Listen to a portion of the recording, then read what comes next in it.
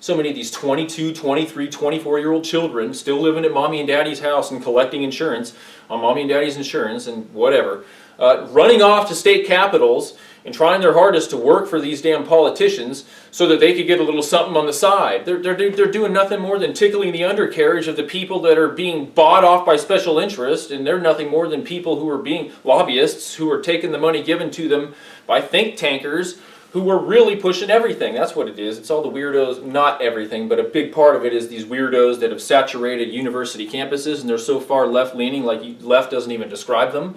And they've got tons of money, man.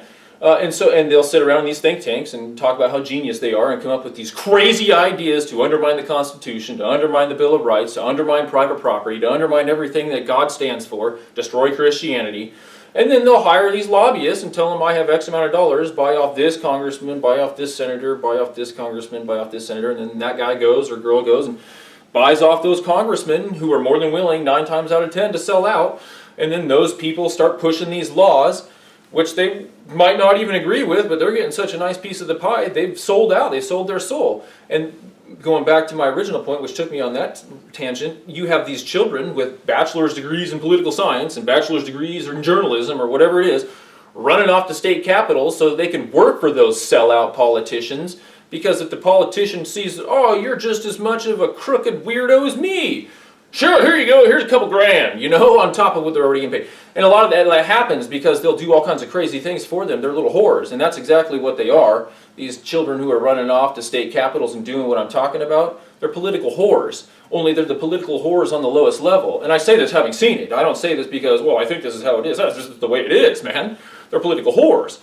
Just like the people that are holding office 8 times out of 10. And I had to say, no, I was about to say 9, but let me just take a step back. There's probably 20% of the elected officials that probably have legitimate intentions. But 80% of these weirdos are political whores just at the elected level. And so, Tocqueville talked about, again, let's go back to that, the significance of we, the individuals who are weakened in a democracy, not only participating in associations and then making our voice heard, but making our voice heard through participating in these townships, in your local town hall meetings, going and knocking on the governor's door and telling him, hey man, shit, I guess not nowadays, damn, every governor's got a 6-man special forces team surrounding him. You get anywhere near them and they're going to smoke you. Unbelievable. You should be able to just go up and tell the governor, hey man, this is messed up. But it's 2014, so things have changed, I guess, for no apparent reason, in my opinion, now that I've understood the truth. But go tell your county commissioner, you can still do that. He doesn't have a 6-man team of Israeli and American special forces protecting him.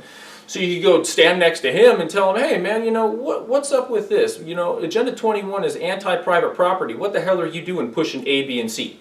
You know, why are you restricting development on private land for A,